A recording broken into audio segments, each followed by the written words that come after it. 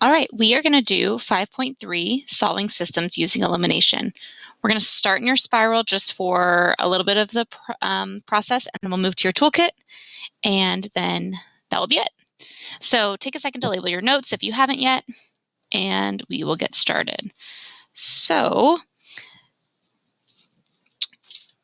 substitution is a great tool because it means that you don't have to graph everything, but sometimes it's not a great candidate. Remember, in substitution, we always wanted to have at least one variable by itself in one of your equations.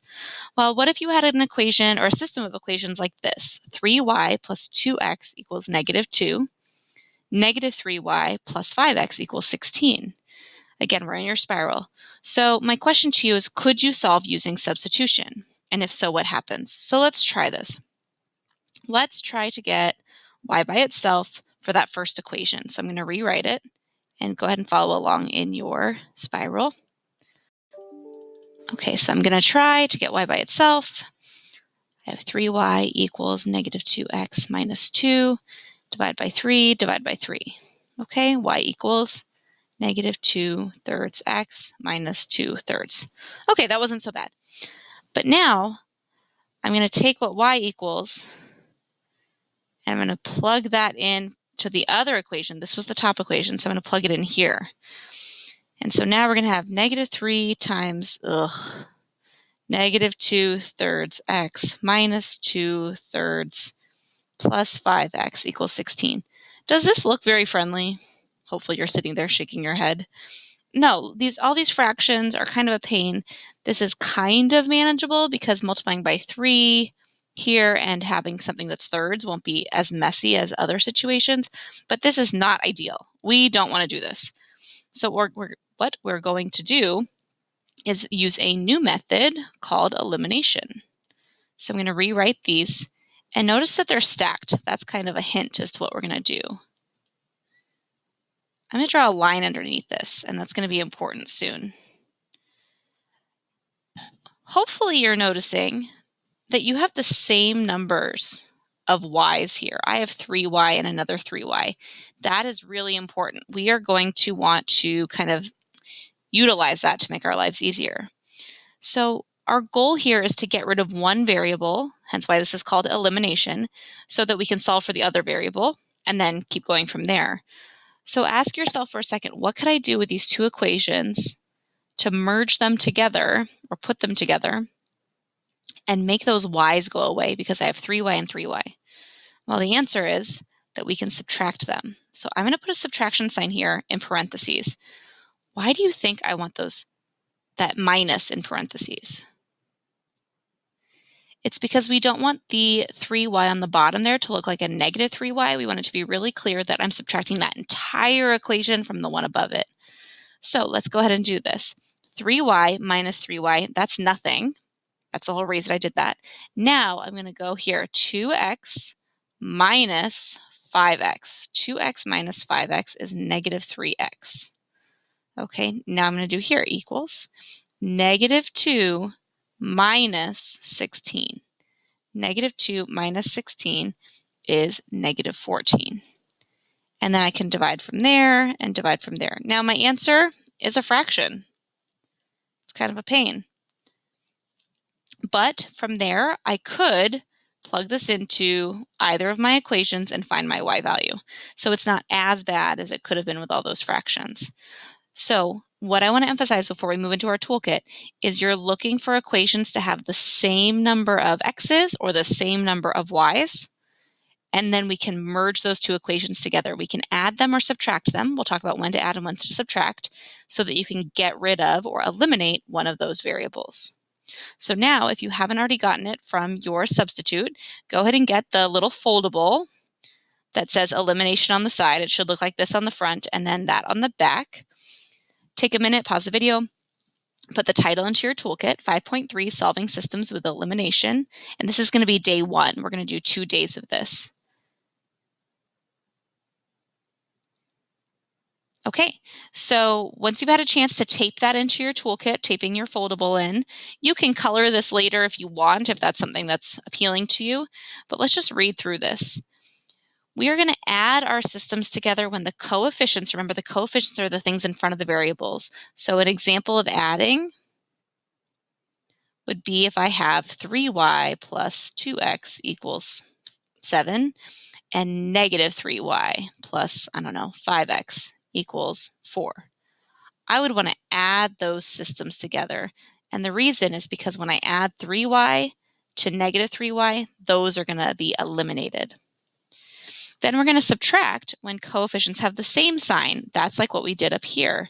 They were positive 3y and another positive 3y, so I subtracted them. And then we're going to have a choice sometimes when we have either coefficients. We'll go through that in a minute. So let's do that top row.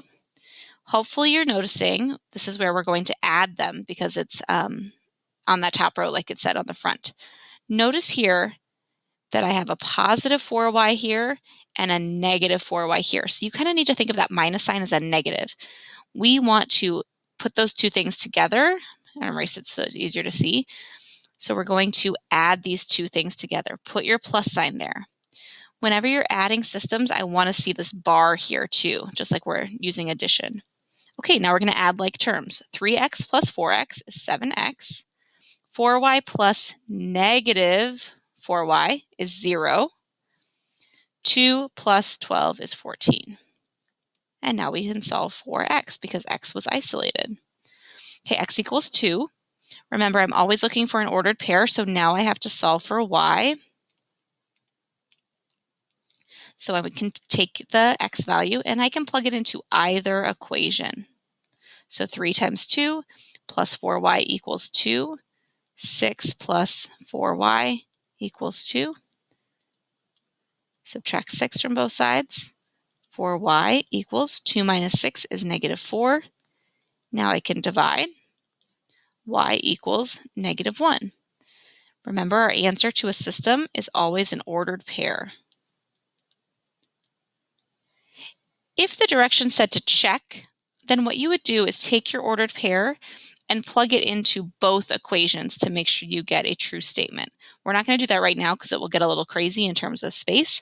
But to do a check step, you would take this ordered pair, this x and y, and you'd plug it into both the top equation and make sure you get a true statement like we did in 5.1, and then also in the bottom one. It has to check for both. So if the directions say to check, that's what we're looking for here. Okay, next one. I'm going to do this.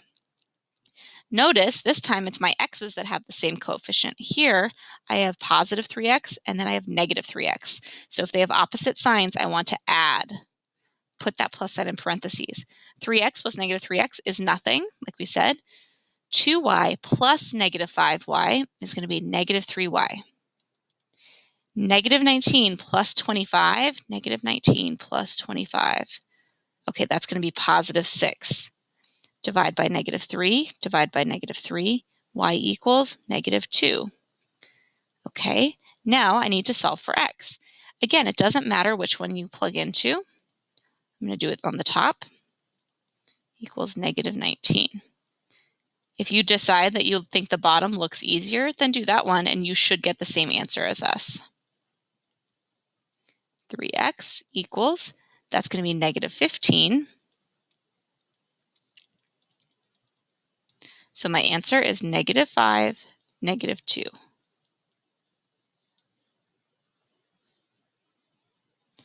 Okay, next row. This is where on the front, the middle row talked about subtracting. So notice here, these have the same sign. That's positive 7x and also positive 7x. So we are going to subtract. Make sure you've got parentheses around that. 7x minus 7x is 0. And now I'm going to do 4y minus 2y. 4y minus 2y is 2y.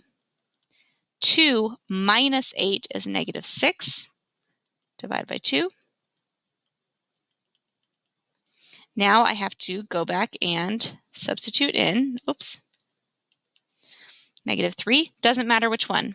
7x plus 4 times negative 3 equals 2. 7x, this is going to be 4 times negative 3 is negative 12. Add 12. 7x equals 14. Divide by 7. X equals 2. ordered pair to -3.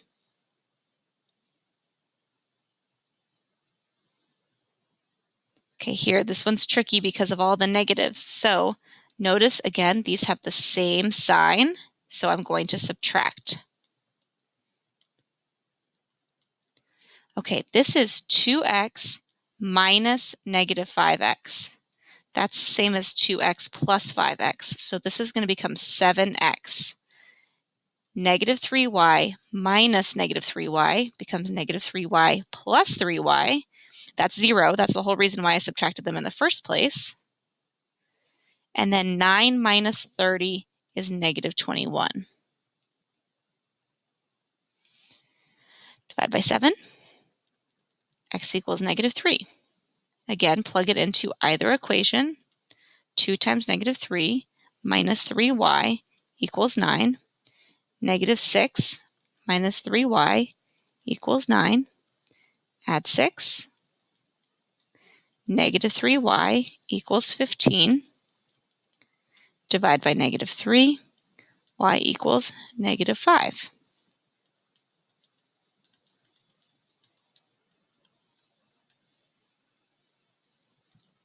Okay, now here, notice, this is where on the front it said you could use either addition or subtraction. Notice I have the same number of x's, positive sign, so that would mean I would subtract, but I also have opposite signs for my y's, which means I could add. So we're actually going to solve this system twice, once using addition and once using subtraction. So we should get the same answer both times. So here it says use addition, so I'm going to put my plus sign. X plus x is 2x. -y plus y is just 0. 1 plus 3 is 4. Divide by 2. X equals 2.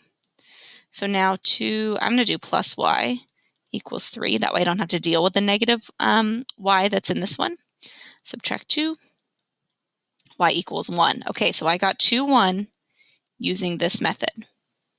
Now let's look and notice on this one, on the addition, when we added, the y's eliminated. Let's see what happens when we subtract. X minus x, that's 0, so the x's get eliminated. Now be careful.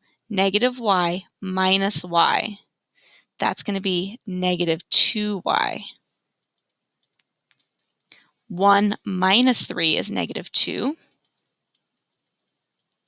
Y equals 1. Okay, that matches what I had before. That's good. All right, and then, excuse me, x minus 1 equals 1. X equals 2. Okay, good. So what we're trying to prove here is that sometimes you have a choice, and we're also trying to show you that no matter which method you use, you should get the same answer, no matter what. So that is elimination in a nutshell, and you can go ahead and start working on your homework.